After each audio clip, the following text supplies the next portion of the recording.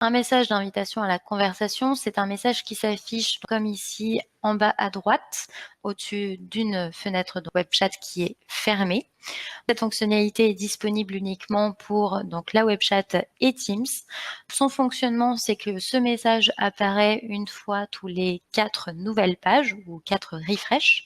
Et ensuite, dans le canal donc de diffusion Teams, c'est lorsque le chatbot est déployé donc dans les applications, chaque utilisateur reçoit un message d'incitation à la conversation et cette action a lieu qu'une seule fois.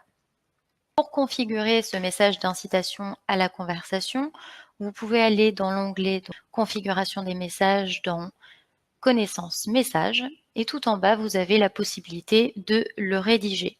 Donc en termes de bonne pratique, il n'est pas nécessaire de présenter le chatbot en détail comme on le fait dans le message de bonjour parce que le message de bonjour va s'afficher lorsque l'utilisateur va cliquer sur la fenêtre. Donc par exemple, ici dans notre documentation, on a mis en place Jeff qui est le chatbot qui vous accompagne sur l'application Witivio.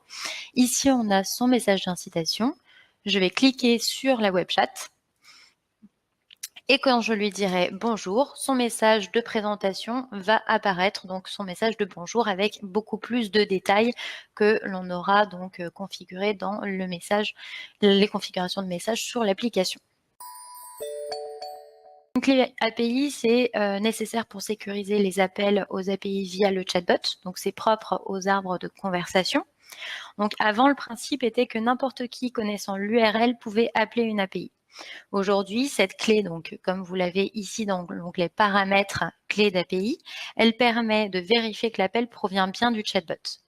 Donc pour ça, il vous suffit de copier cette clé dans votre API pour authentifier les auteurs de l'appel. La réponse Adaptive Card, c'est une autre forme de réponse simple. Donc cette fonctionnalité est disponible uniquement sur Teams et en web chat. L'Adaptive Card, elle a comme principale caractéristique la mise en forme qui est beaucoup plus riche. Donc on peut par exemple rajouter des images, des listes, rajouter des vidéos, des boutons, etc. Lorsque vous choisissez Adaptive Card, on a mis ce petit bouton vous permettant d'élargir la fenêtre qui vous sera beaucoup plus utile pour configurer votre Adaptive Card. Et ici, vous n'aurez plus qu'à glisser des éléments et puis le remplir. Ici, par exemple, pour configurer votre Adaptive Card. N'oubliez pas d'appuyer sur Enregistrer, comme d'habitude, pour qu'il soit bien pris en considération. Pour bénéficier de cette nouvelle fonctionnalité d'Adaptive Card qui est disponible uniquement sur Teams ou en web chat, il faut justement avoir la nouvelle version de web chat, donc la version V2. Cette nouvelle version de web chat, elle n'écrase pas votre version actuelle, mais l'ancienne version ne sera plus supportée à partir du 1er octobre 2019. Donc cette nouvelle version, elle permet de savoir où est déployée la web chat. Elle permet également d'éviter qu'un individu ajoute la web chat sans que cela ne soit autorisé. Donc, il vous faudra pour cela explicitement indiquer où se trouve la web chat et donc déclarer les différents sites sur lesquels elle sera disponible. Sinon, elle ne fonctionnera pas et c'est très important à retenir. Donc, ces informations sont dans notre documentation. Donc, comme d'habitude, la documentation est disponible sur votre icône en haut à droite, documentation. Et vous y retrouverez toutes les informations concernant cette nouvelle version de WebChat, donc la V2, comment l'installer et quelles sont les informations à fournir pour qu'elle fonctionne bien et quels en sont les avantages par rapport à la version V1. On a également une nouvelle fonctionnalité qui permet de changer de choix dans les arbres de conversation.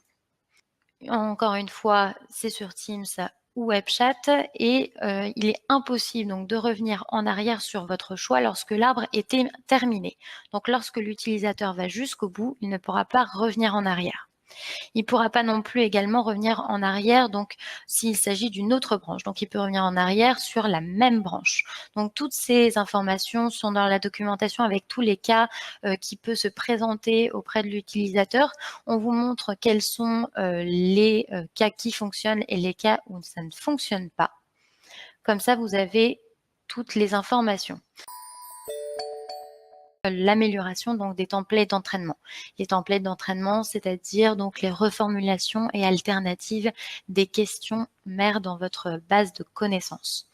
Donc on a supprimé les formulations qui étaient, selon nous, un peu alambiquées pour conserver uniquement des reformulations qui étaient efficaces.